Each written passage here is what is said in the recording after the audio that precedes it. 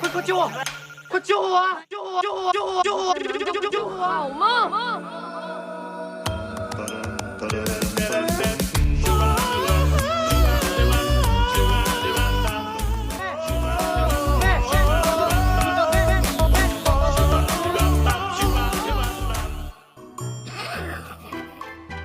石淼，你怎么会喜欢这些东西啊？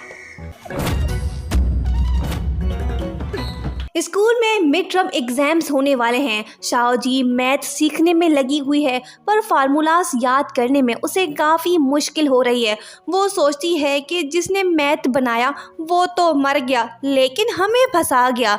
math ने शाओजी को परेशान कर रखा है, लेकिन उसका भाई गेम खेलते हुए ज़ोर ज़ोर से चीखने चिल्लाने लगता है। शाओजी को अपनी भड़ास निकालने का मौका मिलता है। वो बुक लेके सीधा अपने भाई के मुंह पे मार देती है और कहती है कि चुप रहो। बुक जोर से लगने के बावजूद शूफू चुप नहीं करता। वो कहता है कि उठो, हार मत मानो, मुझे जीतना है, ऐसा मत करो। ये सुनते ही शाओजी उसे कहती है कि रुक डॉगी, मैं तुम्हें बताती हूँ कि गेम कैसे खेलते हैं। शाओजी उसे लातें घूंसे मार के चुप कराती है। नेक्स्ट डे जब लेनशिन स्कूल पहुंचती है तो रिपोर्टर्स उसे घेर के सवाल जवाब पूछने लगते हैं। दरअसल रिपोर्टर्स उसके क्लासमेट्स ही होते हैं। वो पूछते हैं कि बताओ मैथ का पेपर कैसा आएगा, क्या तुम इस पेपर में फिर से टॉप करोगी। शूफू आके सबसे कहता है कि पेपर के बाद मज़े से इसका इंटरव्यू ले लेना। शूफू लिनशिन के और करीब होना चाहता है, पर लिनशिन चाहती है कि पहले ये बंदर अपना रिजल्ट इम्प्रूव करे। इसी वजह से वो शूफू के सामने एक शर्त रखती है और उसे कहती है कि अगर तुम टॉप 20 में आते हो तो तुम जहाँ बोलोगे मैं तुम्हारे साथ चलूँगी। शूफू कहता है कि अच्छा, तो तुम मुझे चैलेंज कर रही हो। ओके, मैं तुम्हारा ये सिंपल चैलेंज एक्सेप्ट करता हूँ। शूफू ने चैलेंज तो एक्सेप्ट कर लिया, लेकिन अभी उसे पढ़ना है। टाइम कम है, एग्जाम्स होने वाले हैं, उसे दिन रात एक करके पढ़ना होगा।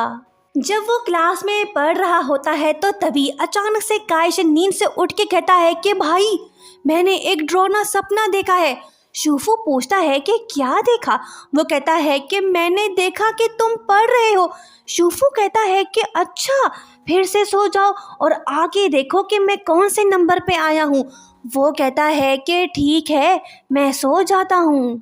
उसके बाद हम देखते हैं कि शूफू प्रीवियस पेपर्स को देख के उसमें से हिंट लेने की कोशिश कर रहा है। टीचर उसे पढ़ता देख सबसे कहता है कि जब ये निकम्मा पढ़ने में मसरूफ़ है तो तुम सब के लिए कुछ भी नामुमकिन नहीं। स्कूल में एक गार्ड भी है जो अजीब है। वो किसी मिशन के तहत यहाँ पे आया हुआ है। देखना होगा कि वो क्या करना चाहता है। दूसरी तरफ माओ माओ शाओजी से कहती है कि मेरा गला ख़राब हो गया है, मैं बहुत परेशान हूँ क्योंकि मैंने वॉइस क्लब फोरम ज्वाइन किया है। अगर मेरी वॉइस जल्दी से ठीक नहीं हुई तो वो लोग मुझे फोरम से निकाल फेंकेंगे। प्लीज़ तुम मेरी मदद करो। एग्ज़ाम्स नज़दीक होने के बावजूद शाओजी उसे हाँ कहती है और मान जाती है। उसी रात माओ माओ उसके घर आती है। दोनों वॉइस इम्प्रूव करने के बारे में डिस्कस कर रहे होते हैं कि तभी शूफू वहीं आता है। वो रट्टा मारने में इतना मसरूफ़ होता है कि वो माओ माओ से टकरा के नीचे गिर पड़ता है, लेकिन फिर से वो उठ के अपनी पढ़ाई जारी रखता है। माओ माओ शाओजी से पूछती है कि क्या तुम्हारे भाई की तबीयत ठीक है। वो कहती है कि आजकल इसका दिमाग ठिकाने पे नहीं, इसे पढ़ने का शौक चढ़ा हुआ है, किस वजह से ये पता नहीं। माओ माओ शाओजी की वॉइस रिकॉर्ड उसे सुनाती है और कहती है कि वाओ, तुम्हारी आवाज़ तो अच्छी है, अगर तुम प्रैक्टिस करोगी तो ज़रूर ग्रुप में शामिल हो जाओगी। उसी रात वो उसे फ़ोन करके कहती है कि मुबारक हो शाओजी, तुम्हारी वॉइस फोरम में हिट हो गई है। ये सुन के शाओजी खुश होती है और ज़ोर ज़ोर से चिल्लाने लगती है।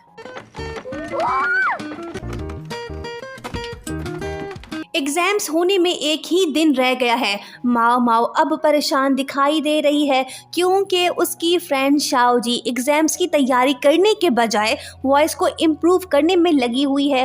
रात को शाओजी फिर से वॉइस एक्टिंग करने लगती है। शायद माओ माओ ने उसे गलत जगह फंसा दिया। उसे एग्ज़ाम्स की ज़रा भी फिक्र नहीं है। लेकिन एक और है जिसे एग्जाम्स की टेंशन है, वो है शूफू।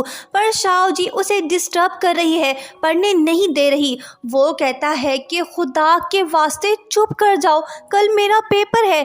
शाओ जी गुस्से में आके कहती है कि क्या बोला, फिर से बोलो, चुप तुम करो, वरना तुम्हें पता है ना कि तुम्हारे साथ क्या होगा। बेचारा शूफू कान में रुई डाल के अपनी पढ़ाई कंटिन्यू करता है। शाओ जी अपनी धुन में मस्त लगी रहती है। नेक्स्ट डे स्कूल में एग्जाम्स कंडक्ट होते हैं। शूफू बड़ा कॉन्फिडेंट दिखाई दे रहा है। जब वो पेपर को देखता है तो वो और भी ज़्यादा खुश होता है, क्योंकि उसे लग रहा है कि मैं इसे आसानी से सॉल्व कर दूंगा। एग्जाम्स देने के बाद स्टूडेंट्स रिजल्ट के बारे में डिस्कस करने लगते हैं। शूफू लिनशिन को प्रॉमिस याद दिलाता है और कहता है कि इस बार मेरा रिजल्ट अच्छा आएगा, जिसके बाद मैं तुम्हें ले जाऊंगा। दूसरी तरफ माओ माओ पहले से ज़्यादा परेशान लग रही है, क्योंकि उसे डर है कि कहीं शाओ जी का रिज़ल्ट बुरा ना आ जाए। वो उसे कहती है कि तुम मुझे ब्लेम मत करना अगर तुम्हारा रिज़ल्ट सही नहीं आया।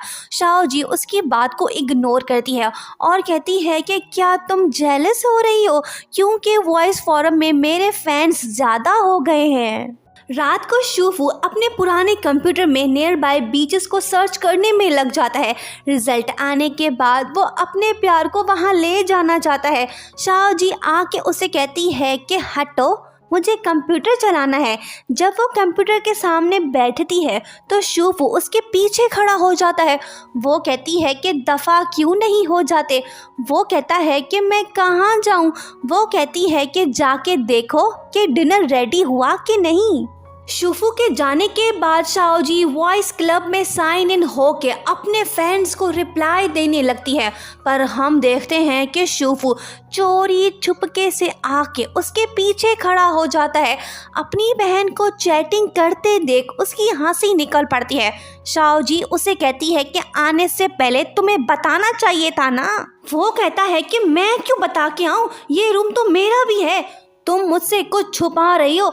ज़रूर तुम्हें किसी से प्यार हो गया है, देखने दो वो कौन है। शूफू कमेंट्स पढ़ने के बाद शाओ जी से हंसते हुए कहता है कि कोई कैसे तुम्हें पसंद कर सकता है। ये कह के शूफू भागता है। शाओ जी उसके पीछे भागती है। फिर क्या हुआ होगा हम सब जानते हैं। हम ये भी जानते हैं कि आप में से ज़्यादातर व्यूअर्स हमारे वीडियोस तो देखते हो लेकिन सब्सक्राइब नहीं करते, तो प्लीज़ सब्सक्राइब कीजिए, क्योंकि आपके सब्सक्राइब करने से ही हमारे 100K कंप्लीट होंगे। अब आते हैं कहानी की तरफ। स्कूल में आज रिजल्ट अनाउंस होने वाला है। शूफू अपनी बहन को नींद से उठा के उसका दिमाग खाने लगता है और कहता है कि देख लेना, आज के बाद स्कूल में मेरा ही नाम होगा। शाओ जी कहती है कि ख्वाब देखना कोई बुरी बात नहीं, हटो मुझे वॉशरूम जाना है। दोनों स्कूल जाते हैं। क्लास ए की टीचर रिजल्ट बताने लगती है। वो शाओ जी से कहती है कि तुमने तो इस बार बहुत ही बेकार परफॉर्म किया है, तुम्हारा फोकस कहाँ पे था। ये सुन के शाओ जी सैड तो फील करती है, लेकिन जब टीचर ये बताने लगती है कि माओ माओ ने गर्ल्स में फर्स्ट पोजीशन ली है तो ये सुन के वो और भी ज़्यादा दुखी होती है। दूसरी तरफ क्लास बी का टीचर रिजल्ट अनाउंस करता है। वो शूफू से कहता है कि फिजिक्स में तो तुम्हारा स्कोर 0 आया है, क्या तुम पढ़ने का नाटक कर रहे थे। ये शॉकिंग बात सुन के शूफू को सदमा लगता है। वो टीचर से कहता है कि ज़रूर कोई गलत फहमी हुई होगी, मैंने खुद टीचर को पेपर हैंड ओवर किया था। टीचर कहता है कि तो फिर तुम्हारा पेपर कहाँ गया। शूफू टीचर को यकीन दिलाने की कोशिश करने लगता है, पर टीचर उसकी बात पे बिलीव नहीं करता। क्लासमेट्स बॉयज़ उसे ही ब्लेम करने लगते हैं और कहते हैं कि बस ये ड्रामा बंद करो, तुम पहले कौन सा फर्स्ट आते थे। ये बातें सुन के शूफू दुखी होता है और वो क्लास से चला जाता है। दूसरी तरफ शाओ जी माओ माओ से फ्रेंडशिप एंड करती है। किस वजह से ये हम नेक्स्ट पार्ट में देखेंगे। आगे कहानी और भी ज़्यादा इंटरेस्टिंग होने वाली है, तो नेक्स्ट पार्ट देखना मत भूलिएगा। Thank you so much for watching.